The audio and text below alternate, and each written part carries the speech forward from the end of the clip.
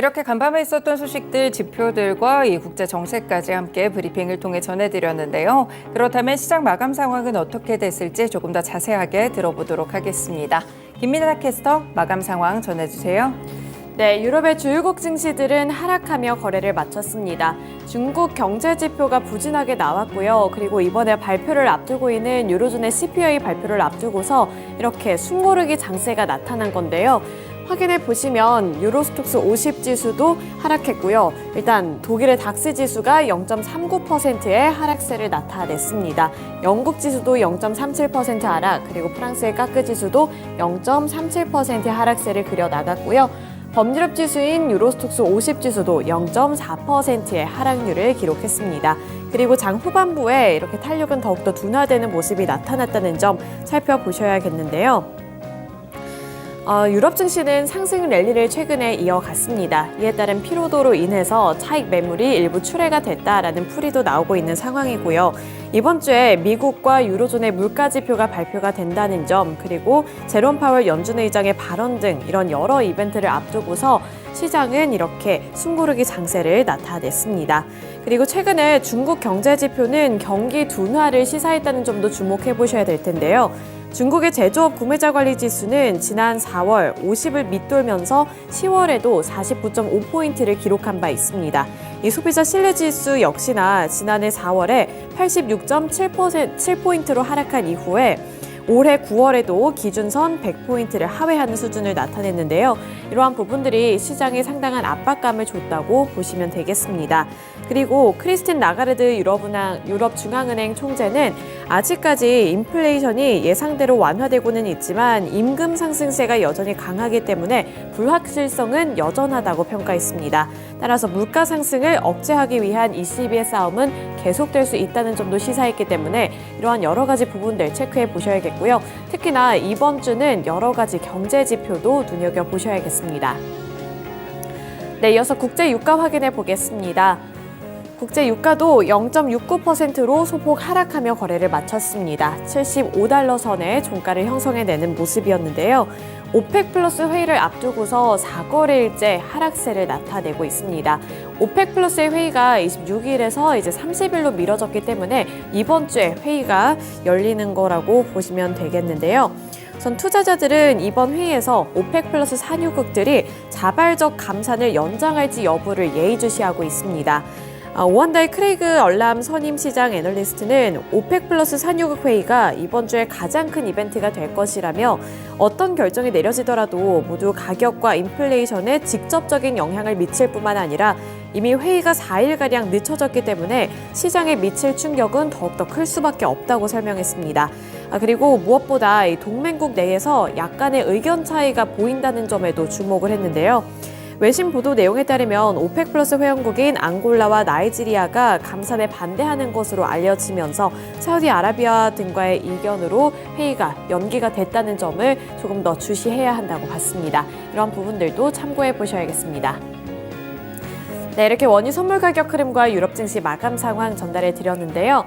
이어서 미국 증시 마감 상황은 어땠을지 SH인베스트먼트 김선영 연구원 통해서 들어보겠습니다. 네, 연구원님 안녕하세요. 네, 안녕하십니까.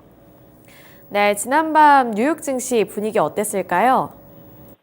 예, 지난 4주 연속의 증시 상승에 따른 부담감 속에 오늘 뉴욕 증시는 숨고르기 양상을 보이면서 3대 지수 모두 소폭의 약세를 보였습니다. 미국의 10월 신규 주택 판매가 5.6% 감소해 예상치였던 4.5%를 하회했다는 뉴스가 오히려 채권금리 하락을 이끌면서 시장에는 개장 초 긍정적으로 반영되기도 했는데요. 신규 주택 판매의 중간 가격은 40만 9,300달러로 전달에 41만 8,800달러보다 소폭 하락했고, 또한 사우디와 러시아 등 오페크 플러스 회원국들이 감산을 연장한다 하더라도 내년 초 공급 과잉이 지속될 것이란 전망으로 국제 유가가 하락하면서 에너지 업종의 하락을 주도했던 가운데 특징 종목들을 보면 소매 업체 판매 플랫폼인 쇼퍼파이는 이번 블랙 프라이데이에 자사 판매자들의 전 세계 매출이 전년 대비 22%가 증가한 41억 달러를 기록했다고 밝히면서 오늘 4.9%가 상승하며 2022년 4월 5일 이후 최고치로 올라섰고, 개발 중인 우울증 치료제 XEN1101이 임상실험에서 우수한 효능을 보였다고 공시한 캐나다 밴쿠버 기반 바이오 업체 엑세넌 파마스리컬스는 17.8%의 급등세를 보였고, 그 외 업종별로는 기초 소재,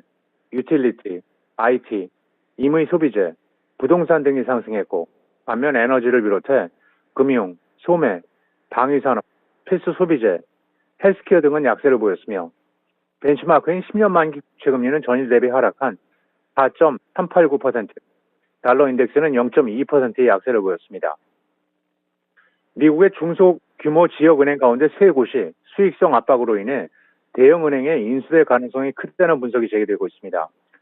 CNBC는 투자은행 KBW의 분석 보고서를 인용해 코메리카 뱅크, 자이언스 뱅크, 그리고 퍼스트 호라이전 등 지역은행 세 곳이 대형은행의 잠재적인 인수 대상이 될 수도 있다고 전하고 있는 가운데, KBW의 애널리스트인 크리스토퍼 맥그레이디는 특히 자산 규모가 800에서 1200억 달러 사이인 이들 은행들이 현재 어려운 상황에 놓여 있다면서, 자산이 100억 달러 이상인 은행 그룹 중 구조적으로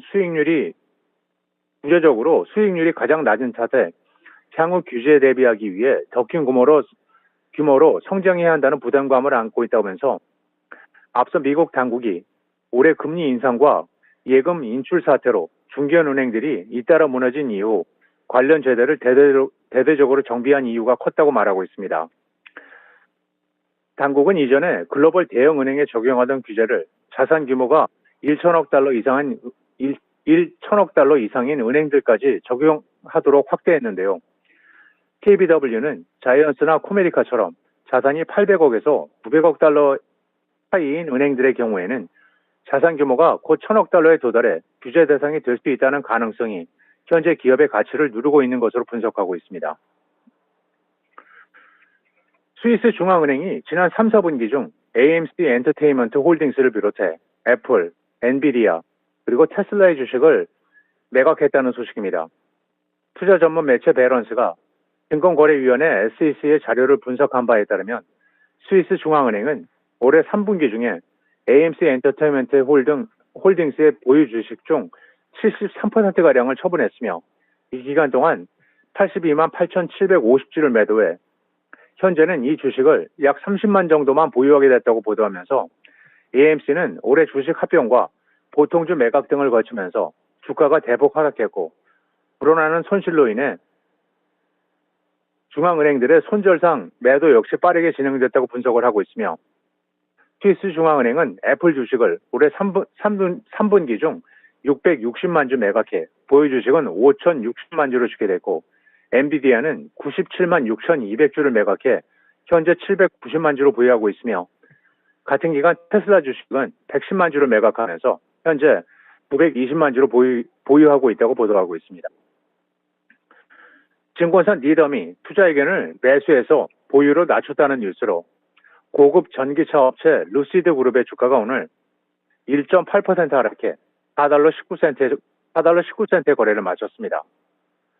니덤은 루시드가 경쟁사보다 기술 우위를 갖고 있고, 최근 공개된 그래비티 SUV에 대한 긍정적인 견해에도 불구하고 수요의 전망은 밝지 않다면서 투자 하향 의견을 설명했는데요. 고급 EV를 생산해온 루시드는 기존에 생산해 오고 있는 모델 에어 세단에 이어 SUV인 그래비티를 지난 11월 LA 오토쇼에서 선보였으며, 한 번 충전으로 약 440마일까지 주행할 수 있는 인상적인 EV로 평가되고 있지만, 가격이 8만 달러부터 시작하기 때문에 수요가 제한적일 것으로 예상하고 있으며, 올해 첫 세 분기 동안 루시드는 약 4,300대의 에어세단을 인도했으며, 에어세단의 가격 역시 시작가가 10만 달러를 상회하고 있는 상황입니다. 마지막으로 내일은 컨퍼런스 보드의 11월 소비자 신뢰 지수가 발표되며, 시장 예상은 전달 대비 하락한 100이며, 이어 S&P 케이스 실러의 9월 미국 대도시 주택가격 지수, 연방주택금융청의 9월 전미 주택가격 지수가 발표되고, 크라우드 스트라이크 홀딩스, 인투이트 잉크, 핀듀오 홀딩스, 스플렁크, 워크데이, 슐레패커드 엔터프라이스, 뱅크 오브 몬트리올, 네랩 잉크, 뱅크 오브 노바스코시아, 그리고 시티 트렌즈가 지난 분기 실적을 발표하게 됩니다. 네, 이렇게 일정까지 함께 들어봤습니다. 오늘 말씀 고맙습니다. 네, 감사합니다. 네, 이렇게 유럽 증시에 이어서 미국 증시 마감 상황까지 함께 전달해 드렸는데요. 이어서 국내 증시는 어제 어떻게 마감을 지었을지 국내 증시 마감 상황도 함께 알아보도록 하겠습니다. 어제 코스피와 코스닥이 가뿐하게 출발했지만 변동성은 장중에 강하게 나타났습니다. 결국에 코스피 지수는 하락 전환하며 거래를 마쳤는데요. 어제 코스피 시장을 살펴보시면 개인 투자자들 그리고 외국인 투자자들의 동반 매도세가 이어지면서 코스피 지수는 2거래일 연속으로 하락 마감했습니다. 코스피 지수 전거래일 대비 0.04% 하락한 2,495포인트의 종가를 형성했는데요. 어제 2,500포인트 선 복귀해내는 모습이 나타나기도 했지만 아쉽게도 다시 한번 2,500포인트 선을 이탈하며 마무리 지었습니다. 시가총액 상위 종목들의 흐름도 함께 살펴보도록 할 텐데요. 삼성전자 그리고 SK하이닉스 반도체 투톱에서는 엇갈린 주가 모습이 나타났습니다. 삼성전자는 0.56% 하락하며 마무리 지었지만 SK하이닉스는 2% 넘는 탄력을 받아 나갔는데요. SK하이닉스는 최근 들어서 성적이 굉장히 좋습니다. 그리고 이 행보도 좋은 평가를 받고 있는데 디램 부문 그리고 반도체 부문과 관련해서 격차를 줄여나가고 있다라는 소식이 전달이 되면서 SK하이닉스 2% 넘는 강세로 거래를 마쳤습니다. 주가도 한번 확인해 볼까요? SK하이닉스는 13만 원 선 다시 터치하면서 13만 700원 선까지 올라왔습니다. 이어서 2차전지 셋업주들 확인해 보도록 할 텐데요. 2차전지주들은 어제도 약세를 기록했습니다.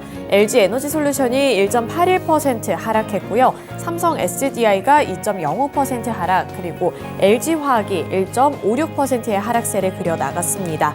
포스코퓨처엠도 1% 넘는 하락세를 기록했고요.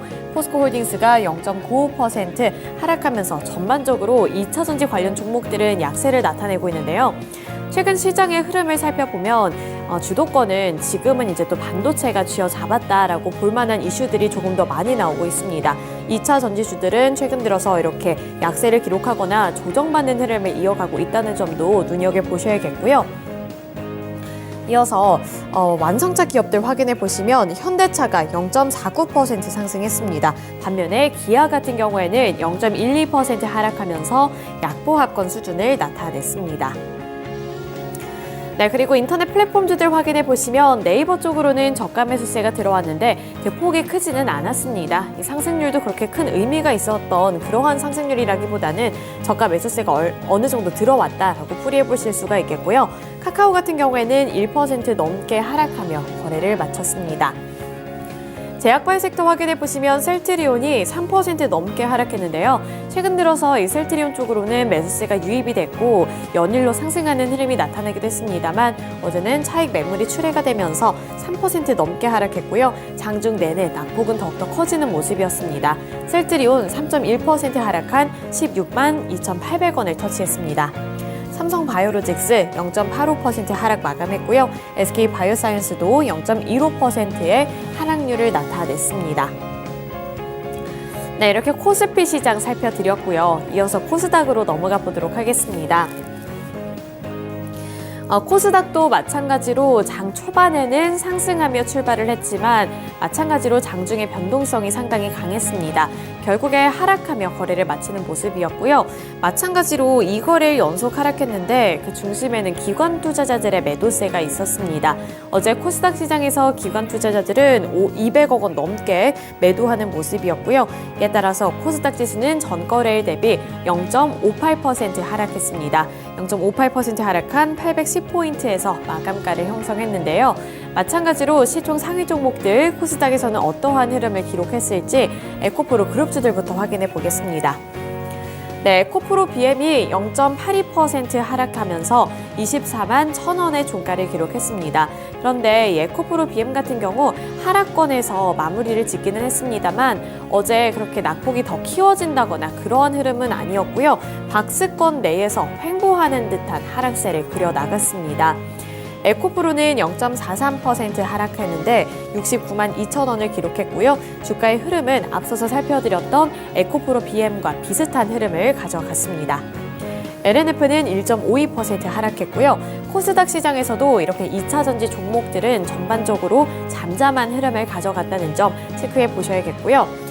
어제는 반도체 종목들 쪽으로 빨간불이 들어왔습니다. 대체적으로 이렇게 강세를 기록했고요. 리노공업이 11.4%, HPSB가 5.14%의 상승률을 나타냈는데 어제는 AI 반도체 관련 종목들 쪽으로 관심도가 많이 높아지는 모습이 나타났고요. 그 안에서 리노공업도 함께 주목을 받았다고 보시면 되겠습니다. 그리고 어제의 특이점은 그 전까지 시장의 흐름을 보면 이제 AI 반도체 관련주 했을 때 HPM 관련 종목들 쪽으로 매수세가 집중되는 모습이었는데 어제는 장비 관련 종목들 쪽으로도 매수세가 큰 폭으로 들어왔다는 점, 그 부분을 특징으로 잡아볼 수가 있겠는데요. 심텍 같은 경우에도 13% 넘게 올랐습니다. 그리고 나머지 관련 종목들 쪽으로도 강세 흐름이 포착이 됐다는 점 보셔야겠는데요. 이 부분은 추후에 특징주에 넘어가서 AI 반도체와 관련되어 있는 조금 더 자세한 소식 전해드리도록 하겠습니다. 네, 그리고 2차 전지와 반도체 종목들 보셨고요. 제약바이오 섹터에서 셀트리온 그룹주들은 코스닥에서도 약세 흐름을 면치 못했습니다. 셀트리온 헬스케어가 3% 가까이 하락했고요. 마찬가지로 장중 내내 낙폭은 더욱더 키워지는 모습이었습니다. 셀트리온 헬스케어 2.98% 하락한 71,600원을 기록했고요. 셀트리온 제약도 3% 넘는 약세를 기록했습니다. 3.38% 하락한 82,800원을 터치했습니다. 포스코 그룹주 내에서는 포스코 DX가 2% 넘는 하락 흐름을 가져갔고요. 그리고 제약바이오 섹터에서 알테오젠 같은 경우에 어제는 조정을 받으면서 1.35% 밀려 내려가면서 거래를 마쳤다는 점도 확인해 보셔야겠습니다. 엔터주들도 어제는 또 한 번 하락하는 흐름이 나타났다는 점 보셔야겠는데요. JYP 엔터테인먼트가 1% 넘게 밀려 내려갔고요. SM도 3.8%의 하락률을 기록했습니다. 네, 이렇게 코스피와 코스닥에서 시총 상위 종목들의 흐름 살펴드렸는데요. 이어서 전일장 특징 종목들도 확인해 보도록 하겠습니다. 우선 첫 번째 특징주로는 테마 종목을 살펴볼 텐데요. 최근 들어서 강한 테마를 이루고 있는 것은 바로 정치 테마 종목들입니다. 이 정치 테마주 내에서도 한동훈 법무장관 테마 종목들 쪽으로 매수세가 큰 폭으로 들어오고 있고요. 이 내년에 총선에 대한 기대감이 지속이 되면서 이제 한동훈 법무장관의 행보에 따라서 이 이슈 찾기에 분주한 시장이고요. 또 관련주 찾기에 분주한 시장의 모습입니다. 시장이 굉장히 진심인 모습을 나타내고 있는데 어제 그 대표적인 종목으로 대상홀딩스가 있습니다. 대상홀딩스가 어제 29.97%로 상한가를 기록했는데요. 이 대상홀딩스는 이정재와 한동훈 법무장관이 이번에 갈비를 먹었다 이러한 소식에 주목을 받았습니다. 이정재가 임세령 부사장과 열애를 하고 있는데 이 대상홀딩스의 부사장이기 때문에 관련 종목으로 언급이 되면서 곧바로 이렇게 상한가를 터치했다고 보시면 되겠고요. 29.97% 상승한 9,020원의 종가를 기록했습니다. 그리고 어제 같은 경우에는 한동훈 법무장관이 성주 흥덕에 출마할 것이라는 가능성이 제기되면서 해당 지역에 소재한 기업들도 급등하는 흐름을 나타냈는데요. 22일에 국회에서 이 한동훈 법무부 장관은 부모님이 춘천 사람이라는 점을 언급했습니다.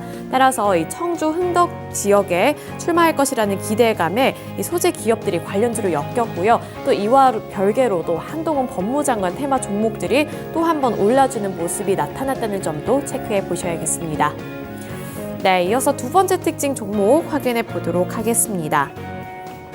두 번째 특징주로는 PCB 기판 관련 종목들 그리고 이 장비 종목들 확인해 보도록 할 텐데요. 어제는 반도체 종목들 내에서도 AI 반도체 그리고 그 안에서도 PCB, 기판 이러한 이쪽 반도체 종목들이 관심을 받았습니다. 심텍이 13.71% 상승했고요. 대덕전자도 7.77%의 상승세를 그려 나갔는데요. 온디바이스 AI 시장이 개화가 되면서 앞으로 수혜가 예상이 된다라는 풀이와 함께 이쪽으로 매수세가 큰 폭으로 들어왔습니다. 우선 현대차증권에서는 지난 24일 보고서를 통해 엔비디아의 실적 발표에서 엔비디아가 데이터 센터에서 대부분의 인터넷 회사들이 생성형 AI 서비스의 출시를 본격적으로 시작하고 있고 이 추론용 칩 시장의 개화를 본격화하고 있는 것으로 판단한다고 밝혔는데요. 특히 추론용 칩의 역할이 중요해지고 있는 분야로 온디바이스 AI가 거론되고 있다고 봤습니다. 이 온디바이스 AI는 우리가 흔히 사용을 하고 있는 PC, 스마트폰, VR 등의 기기에 AI 칩을 탑재해서 각 디바이스에서 더욱 빠르게 AI 서비스를 활용할 수 있도록 해주는 기술인데요. 이에 따라서 이런 시장이 더 개화가 될 경우에는 장비주들의 수요가 더 늘어날 수밖에 없다라는 풀이가 나오고 있고요. 이러한 분석에 따라 이 장비 종목들 그리고 기판 종목들 쪽으로 어제 매수세가 유입됐다라고 보시면 되겠습니다. 네, 이어서 마지막 특징주 확인해 보도록 하겠습니다. 마지막 특징주로는 조선주들 확인해 보도록 할 텐데요. 조선주들이 어제 전반적으로 상승했습니다. 한화오션이 대표적으로 3.09% 상승했고요. 삼성중공업은 2.75%, 그리고 HD현대중공업은 3.59% 상승하며 거래를 마쳤습니다. 이 조선주들은 실적 턴어라운드에 대한 기대감을 지속되고 있는 상황인데요. 이 실적 턴어라운드 전망 및 이 수주 소식에 강세를 나타냈습니다. 올해 국내 조선사들의 암모니아 운반선 수주가 30척을 넘어서면서 LNG 운반선을 이을 효자 선종으로 부상하고 있다고 하는데요. 미래 에너지 공급망에서 암모니아가 화석연료를 대체할 수단으로 꼽히면서 글로벌 선주들이 선제적으로 발주를 넣고 있기 때문입니다. 그리고 이 하나오션 같은 경우에는 어제 오세아니아 선주로부터 공급 계약을 체결을 했다라는 소식도 호재로 작용이 됐다는 점 눈여겨보시면서 조선주들의 주가 흐름도 면밀하게 살펴보셔야겠습니다. 네, 이렇게 특징주들까지 함께 알아봤고요. 지금까지 글로벌 증시 마감 시황이었습니다.